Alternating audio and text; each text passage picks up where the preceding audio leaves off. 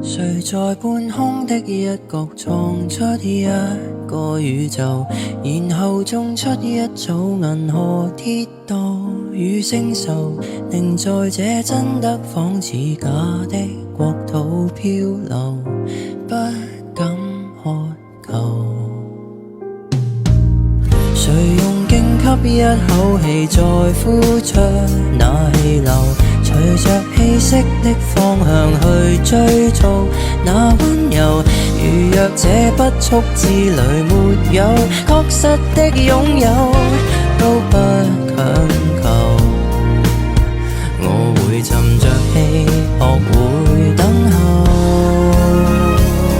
期待有天在空中的這一秒同行，隨着風可聽到心跳在耳邊，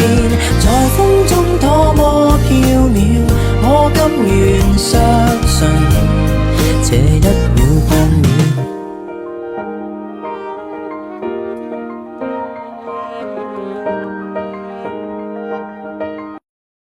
抖音。誰在半空的一角創出一個宇宙，然後種出一組銀河鐵道與星宿，凝造